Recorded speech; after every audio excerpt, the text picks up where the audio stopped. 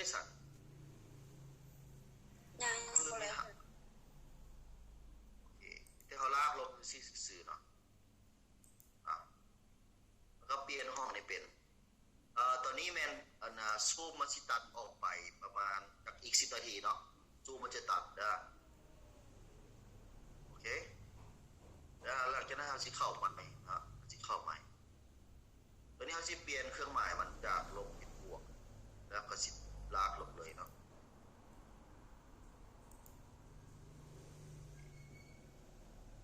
แล้วก็สิเปลี่ยนอันนี้เป็นเลข3เฮ้copy ลงเฮ้สุดท้ายพวกน้องก็ได้ตัวเลขทั้งหมดในนี้เอ๊ะอันนี้แมนกำไรก็คือ 2,174 อันนี้กำไรเราก็ต้องดูตัวเลขก่อนจากอันได้หลังจากอัน4จุดแล้วหรอบ่ตอนอยู่ไหนก็อาจารย์น้องคือบอกตัวโหนะน้องเขียนตัวนี้ใส่ตัวใดอาจารย์ในน้องเขียนตัวสุดท้ายได้ใส่ FALSE เนาะปกติมันขึ้นมาให้ปกติเวลาเราพิมพ์ใส่ใน Excel มันขึ้นมาให้ว่าน้องบ่จำเป็นต้องพิมพ์ให้อีกเพราะเป็นสาย Excel อยู่แล้วแล้วมันขึ้นมาให้เลยเนาะน้องก็แค่เพียงติ๊กใส่แล้วก็ปิดวงเล็บแบบนี้Enter มันก็ขึ้นมาตอนนี้สำเร็จแล้วเนาะถ้าต้องดึงเลขจากตัวเลขจากตัวเลขที่เราได้ในเบื้องต้นไปน้องที่เห็นว่าตัวเลขมันสิดึงไปข้างหน้าเนาะเห็นว่าตัวเลขมันไปข้างหน้าบ่ตัวเลขไปข้างหน้าเห็นลูกศรไปข้างหน้าบ่โดยเห็นเห็นเห็นปะจะลิงก์ข้อมูลเห็นปะมันจะลิงก์กันแต่เวลาเขาวิเคราะห์นะตัวเลขมันจะต้องลิงก์ไปข้างหน้าเห็นปะดังนั้นอยู่นี่มันจะบอกว่าตัวเลขมันควรจะไปข้างหน้าเนาะดังนั้นอันนี้เป็นวิธีการใช้เนาะการดึงตัวเลขเนาะดึงตัวเลขจากใบดุลเดียนไปหาใบรายงานผลนะครับเนาะการสร้างใบรายงานผลครับแบบง่ายๆเนาะเพียงแค่ใส่สูตร Excel สูตรเดียวก็หรือว่าเรียกงานของเขาจบเนาะสำเร็จไปแล้วในการสร้างสำหรับส่วนที่เหลือบัดนี้เนาะสำหรับใบสรุปสมบัตินี้ก็เฮ็ดคือกันเนาะแค่ดึงตัวเลขเนาะหรือว่าพวกน้องอยากผูกสูตรใหม่เนาะให้เพียง copy นี่มา copy จากคัสจายตัวใดตัวหนึ่งมาวางไว้แล้วเอามาวางไว้ปั๊บมันเป็น NA เนาะมันเป็น NA ปั๊บเขาก็เปลี่ยนมาเนาะเห็นว่ามันตกอยู่เห็นบ่นี่พวกน้องเห็นบ่ฉะนั้นพวกน้องเห็นว่าเส้นมันตกเนาะน้องลบออกเครื่องหมายลบนี่เนาะต้องมาแปลงเนาะให้มันเป็นห้องอย่างเป็น K7 เนาะมันว่าหลังจากนั้นก็กด enter ก็เป็น15มาแล้วไปกดสอบผมดูว่า15นี่มันมาแต่ไสกดสอบเบิ่งที่มาของ15นำบ่รู้เนาะนำลูกศรไปมันมาแต่ไสมันมาแต่ไสเงินสดต้องเห็นเนาะมันมาแต่ไส15อยู่ถูกต้องเนาะเงินสดมันบอกว่า 15,200 มาจากใบดุลอย่างใบดุลเดียวมันบ่โอเคชั้นตัวที่อื่นในตัวที่เหลือก็แค่ copy เนาะ copy enter วะนี่ร้อยชั้นตัวอื่นในน้องชัวเฮาอยากกวดเบิ่งว่าตัวอื่นมันโอเคบ่มาทำกันบ่ใส่ภาษีแล้วกันสิของที่บอกว่าที่มาของพวกนี้มันมาจากของหมดเห็นปะวันนี้เท่ากับ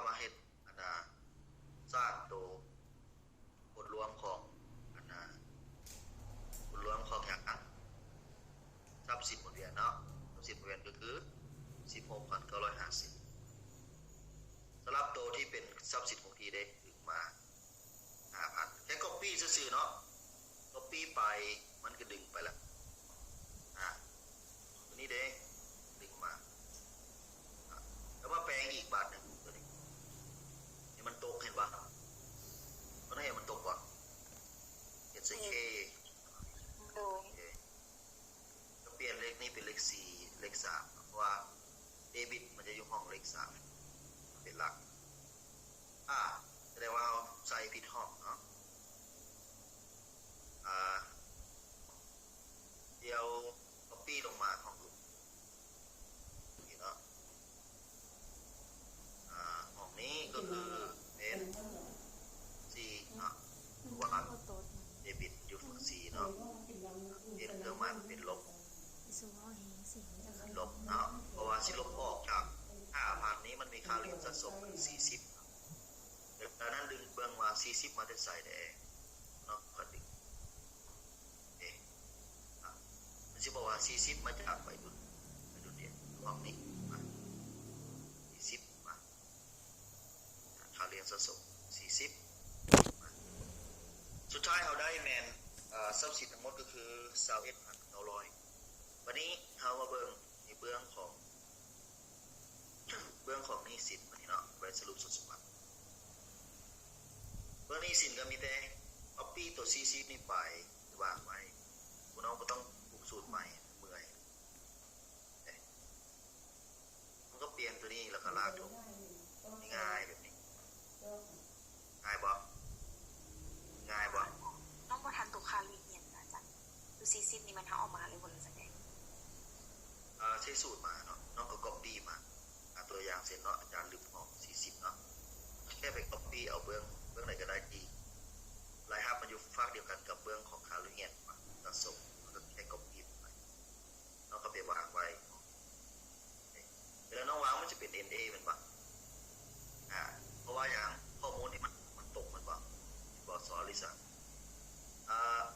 ห้องนี้มันตกเนาะน้องก็เพียงแต่เปลี่ยนห้อง